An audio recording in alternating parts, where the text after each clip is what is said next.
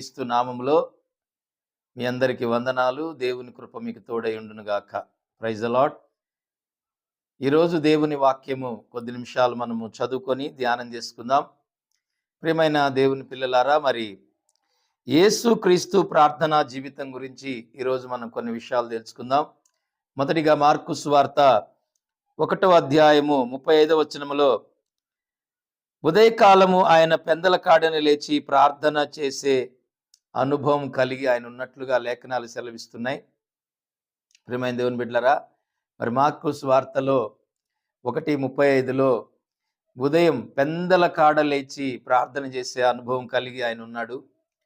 ఈరోజు చాలామంది జీవితాల్లో మరి ఉదయం లేచి ప్రార్థన చేసే అనుభవం లేదు. ఉదయకాలం లేచి ప్రార్థన చేసిన వారి జీవితాలు ఎంతో ఆశీర్వాదకరంగా ఉన్నాయి.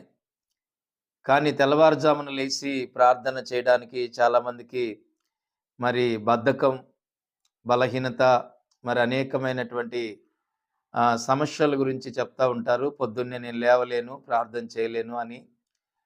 కానీ ప్రియమైన ఉదయకాల సమయంలో ఎవరైతే వేకుజామున లేచి ప్రార్థన చేస్తారో వారి జీవితాల్లో మరి గొప్ప కార్యాలు చూస్తారు అని కూడా లేఖనాలు సెలవిస్తున్నాయి. అలాగే దేవుని ప్రార్థించుట యందు రాత్రి గడిపెను.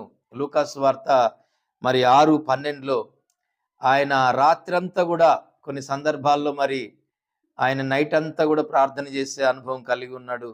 కనీసం మనము సాయంత్రం నైట్ పూట కుటుంబ ప్రార్థన చేసుకోవడం మన ఇళ్లలో చాలా కష్టం. కుటుంబ ప్రార్థన చేయడానికి కూడా ఒళ్ళు బద్ధకం. అలాంటి వ్యక్తులు కూడా ఎంతో మంది ఉన్నారు. మరి యేసుక్రీస్తు ప్రభు జీవితాన్ని చూస్తే ఆయన రాత్రంతా కూడా మరి ప్రార్థనలో గడిపే అలవాటు ఉంది ఆయనకి.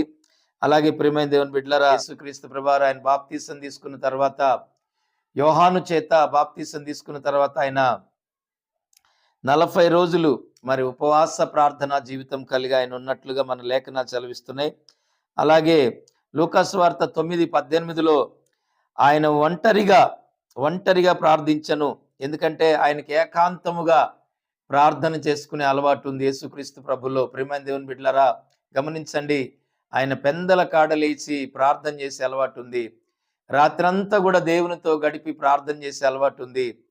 అలాగే ప్రియమైన ఉపవాసాలుండి ప్రార్థన చేసే అలవాటు యేసుక్రీస్తు ప్రభులో ఉంది. అలాగే ప్రియమైన దేవుని బిడ్డలారా, మరి ఆయనకి ఒంటరిగా ఏకాంతముగా మరి తండ్రితో మాట్లాడుకునే అనుభవం, ప్రార్థన చేసే అనుభవం కలిగి ఆయన ఉన్నాడు. ప్రియమైన దేవుని బిడ్డలారా, అలాగే లూకాసు వార్త 9:29లో ఆయన ప్రార్థన చేయుచున్నప్పుడంట ఆయన ముఖములో మార్పు కలిగింది. ఆయన ప్రార్థన చేస్తున్నప్పుడు ఆయన ముఖములో ఒక గొప్ప తేజస్సు, ఒక గొప్ప వెలుగు ఆయన ముఖములో కలిగి ఉండడం మరి ఆనాటి ప్రజలు చూడగలిగారు.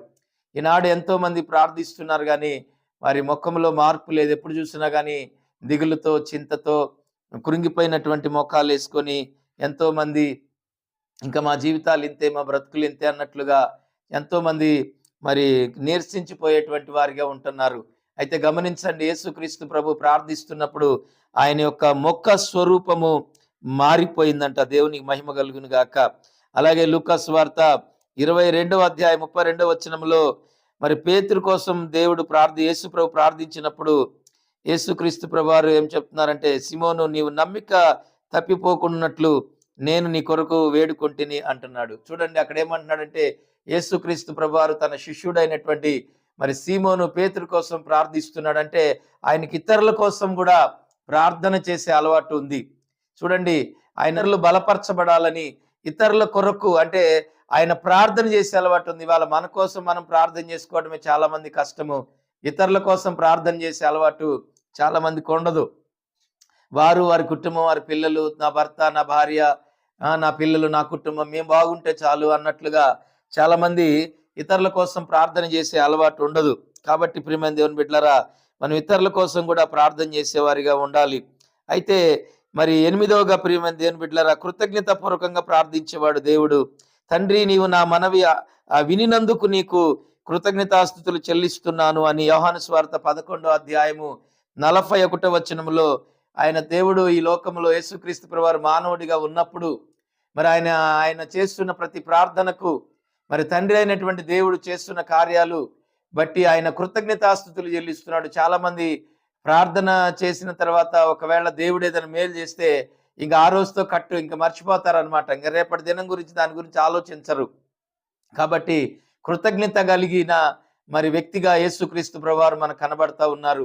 ఆయన కృతజ్ఞత కలిగి దేవుణ్ణి స్తుతిస్తున్నాడు, తండ్రిని స్తుతిస్తున్నాడు, గణపరుస్తున్నాడు.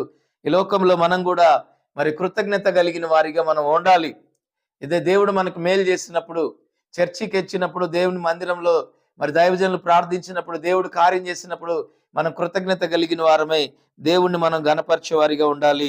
అలాగే ప్రియమైన దేవుని బిడ్డలారా, మరి కన్నీళ్లతో ప్రార్థించను, శరీరధారి అయి మహారోదనముతోనూ కన్నీళ్లతోనూ ప్రార్థనలను యాచనలను సమర్పించారు. యేసుక్రీస్తు ప్రభువారు మరి లోకంలో ఆయన ఉన్నప్పుడు మరి హెబ్రీయులకు రాసిన పత్రిక 5వ అధ్యాయం 7వ వచనంలో ఆయన కన్నీటి ప్రార్థన కలిగి ఉన్నాడు.